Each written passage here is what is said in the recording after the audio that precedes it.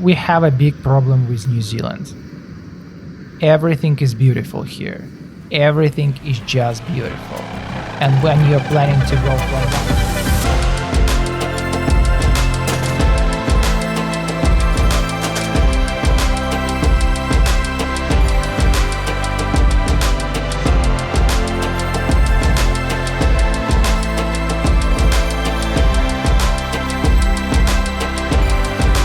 After a long-planned New Zealand trip and visiting some of the most beautiful places in the South Island, our airline decided to reward us with a few more days here.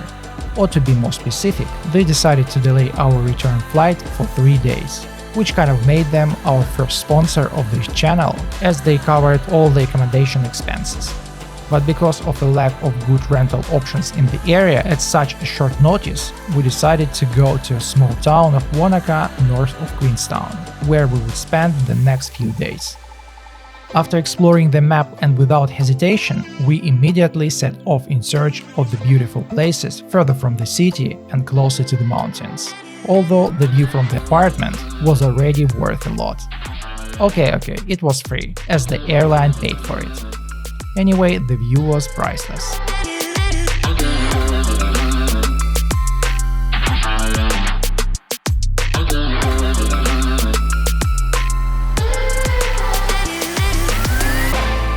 And if you drive a little bit further from the city, you can fully enjoy New Zealand nature.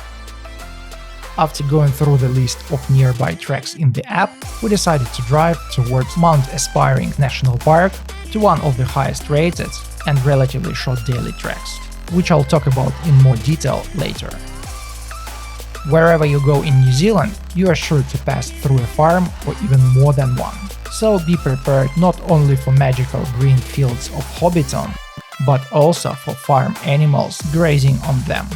And yes, to fences, and again fences, though they all look rather formal and after a while begin to blend in with the terrain. And maybe you haven't even noticed them before this comment. You're welcome.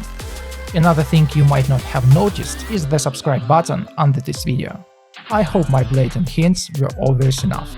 Well, while you're hitting like button under this video, I'll switch to beautiful shots from the drone.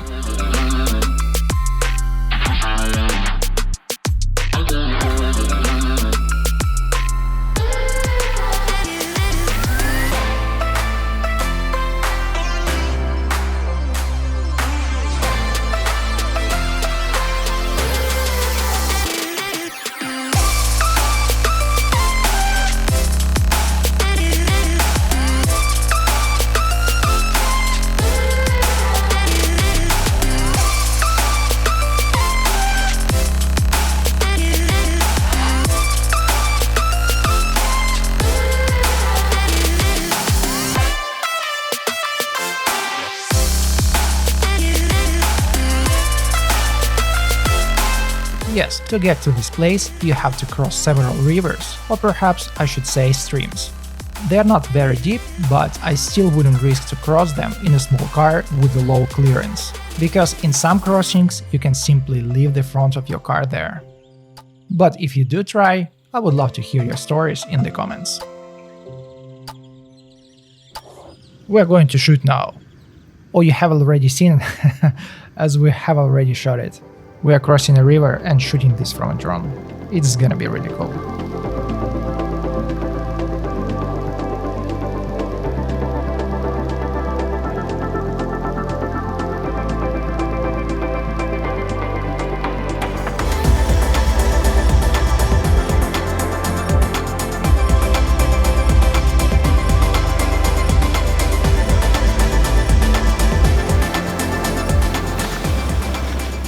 That's it, we have reached the starting point for our trek called Raspberry Carpark.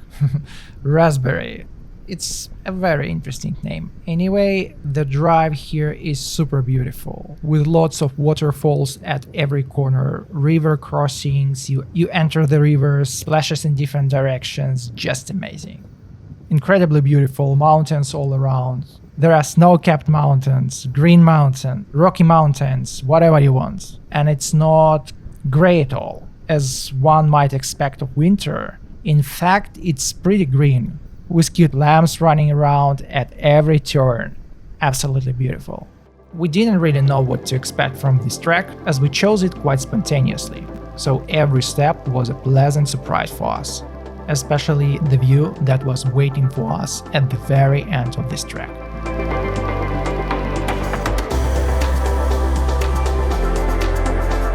It might sound a bit odd, but it's in moments like this, when you're walking among beautiful mountains, far away from busy cities, you really relax and almost enter a meditative state.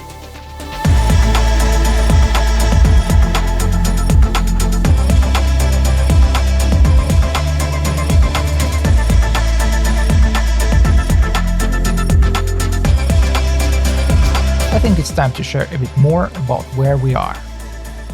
As I mentioned earlier, we have arrived at Raspberry Car Park, located in Mount Aspiring National Park. This park is named after the mountain it surrounds, which the Maori call Tititia, meaning glistening white peak. It's a UNESCO World Heritage Site and is considered one of the most stunning national parks on New Zealand's South Island. Mount Aspiring itself is often called the Southern Matterhorn. Yes, the same Matterhorn featured on the Swiss chocolate Toblerone. It earned this nickname because it also has such sharp peak as the original Matterhorn. And to truly experience the beauty of this park though, you'll need to be ready for long hikes, covering tens or even hundreds of kilometers. But I highly recommend everyone to try at least one of the treks here. In our case, we're doing a 10-kilometer day hike to the Rob Roy Glacier. We were quite lucky to complete this trail just before the Rob Roy suspension bridge closed for reconstruction, which lasted over a year. The work has been now finished, so if you're in the area, it's definitely worth checking out.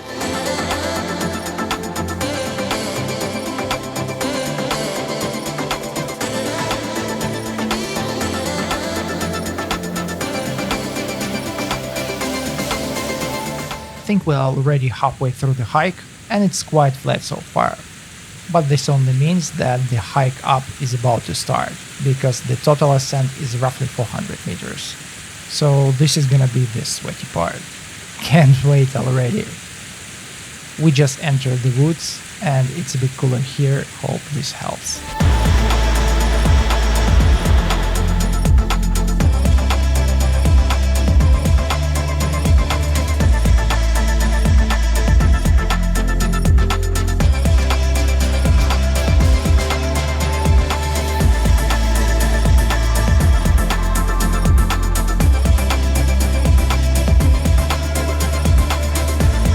This is exactly the kind of place where the true beauty of New Zealand reveals itself, where the endless green meadows seem to compete with the snow-capped peaks that surround you on all the sides.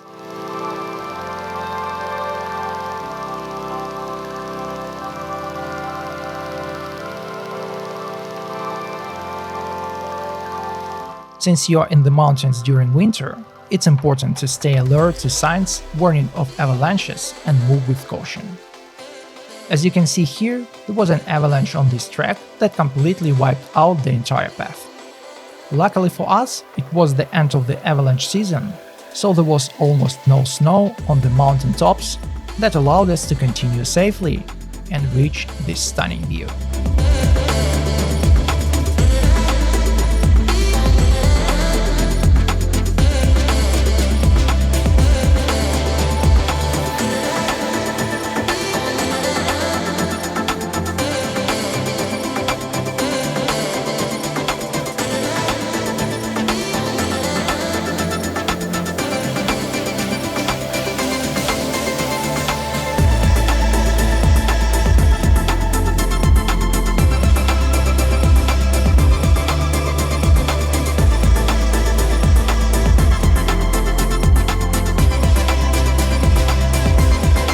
Well, before it got completely dark, we headed back to the parking lot, discussing and planning the next day.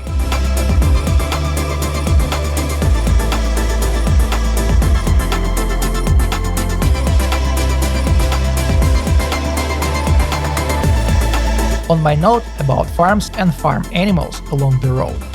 It turns out they don't just walk alongside the road, they might even be in the middle of it, creating some serious traffic jams.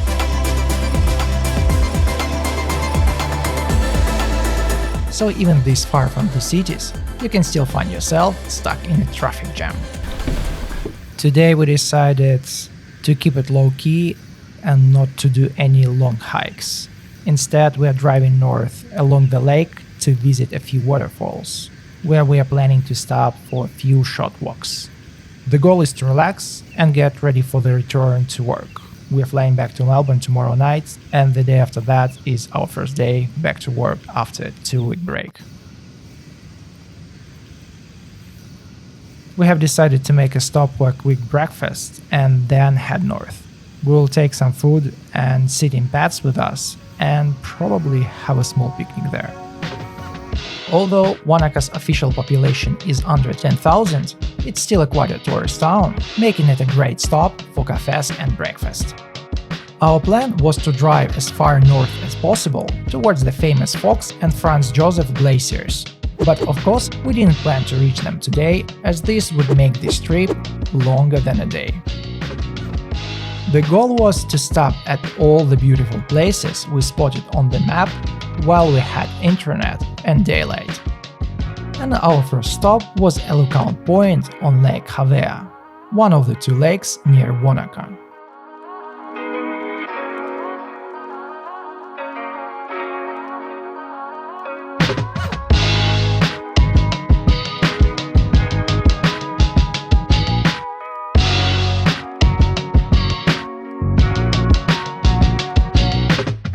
The further north we drove, the cloudier it was, and soon we drove straight into a light rain, which quickly turned into a downpour.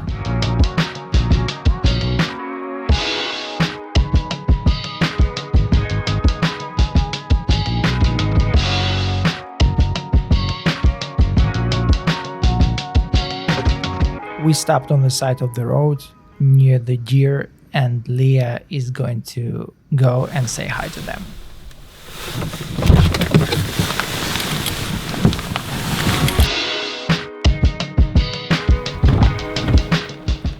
Why are they so shy? They ran away and now look at them. They are running around like crazy.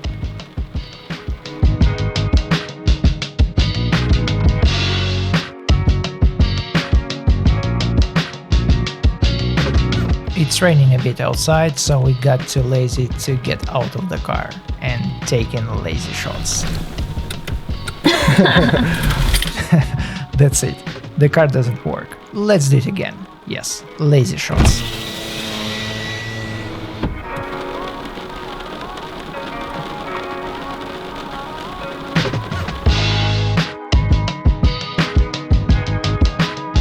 This is where our hike to Blue Pools begins. It's raining and we only have one umbrella, so I'm going back to the car to share the umbrella with Leah. Leah's not ready. So this means a few photos and our journey to Blue Pools begins. You ready to go? Blue Pools are probably one of the most accessible tourist attractions in Mount Aspiring National Park, and they look almost mystical in the photos that you can easily find online. We really wanted to visit this place, but as you can see, it didn't happen. As you could notice, the weather plays a huge role in these decisions.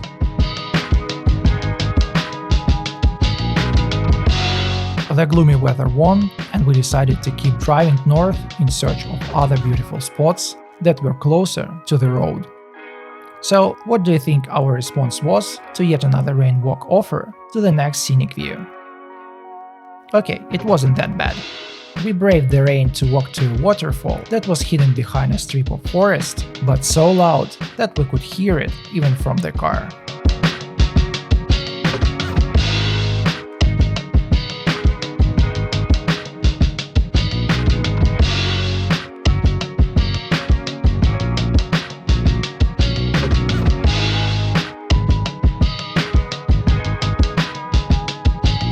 And once you're soaked, there is no point in turning back. So we decided not to stop there and headed to another scenic location we spotted on the map not far from us.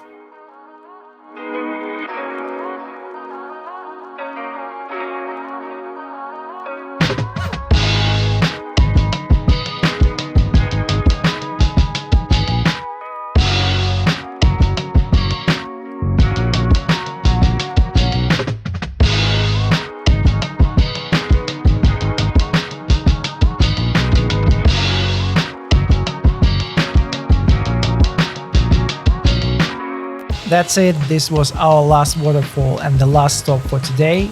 We're heading to Wanaka for dinner and getting ready for tomorrow's flight back to Melbourne.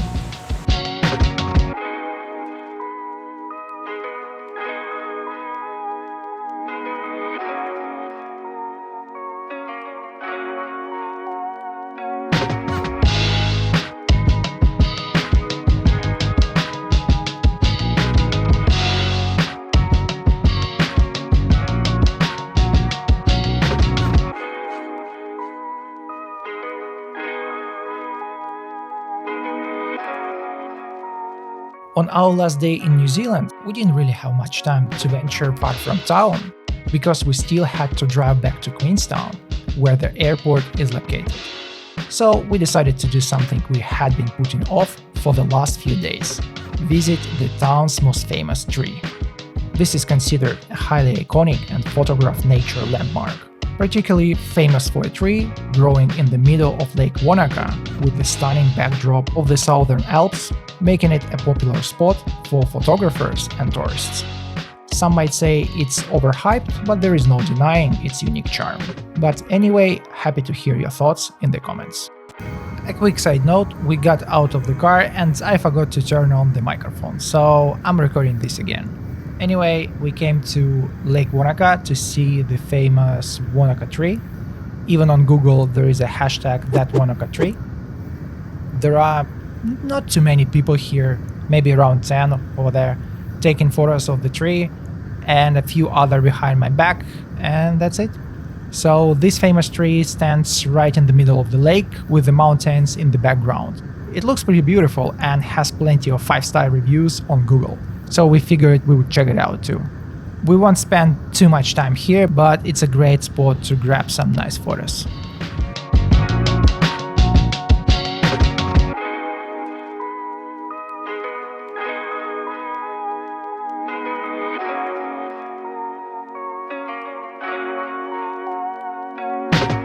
That's it, today's minimum plan is done, so we're heading to Queenstown to catch our flight back to Melbourne. But before we do that, we'll stop at one of the lookouts and take a short walk along the lake just a bit north from here.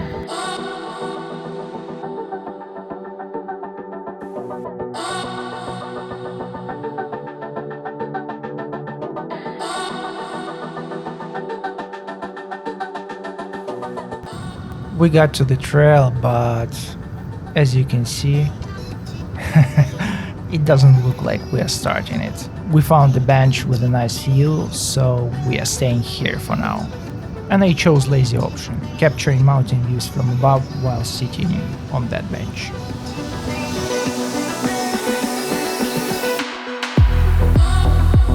And I chose the lazy option, capturing the mountain views from above while sitting on that bench.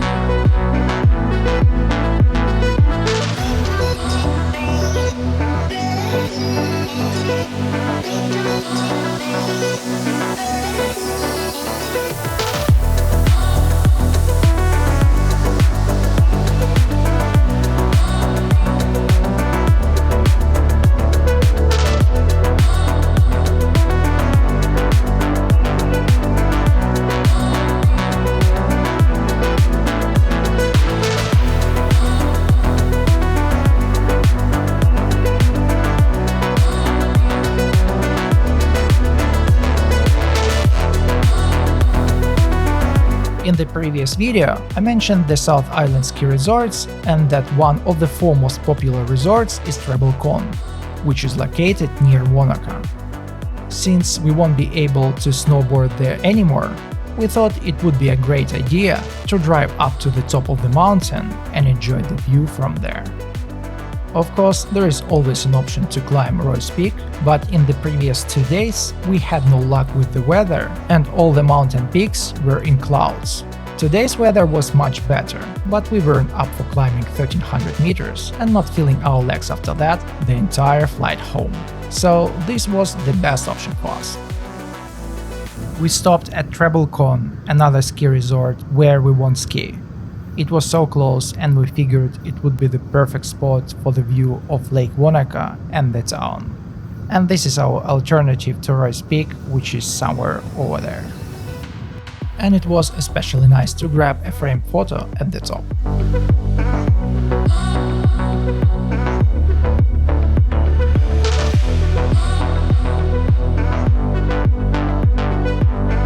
With not much time left before our flight, we headed straight to Queenstown, taking the familiar road through the mountains.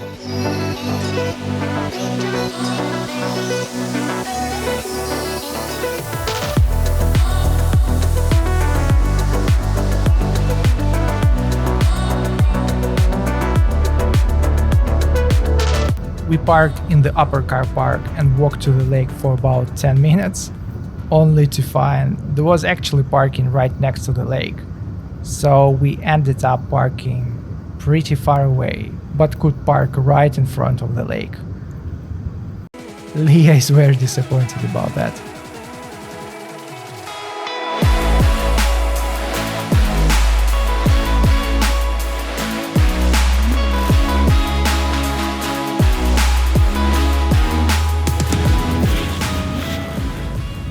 This is the last sunset of our first New Zealand trip here in Queenstown. After this, we are heading to the airport. We still have a little time, but we need to pack up everything. And you know, it feels really cool that we finally made it here. We passed by this spot so many times on our way to and from the ski resorts or on our way to Tiano, but we never stopped here. Well, today is the perfect day to walk along the lake and enjoy the stunning sunset.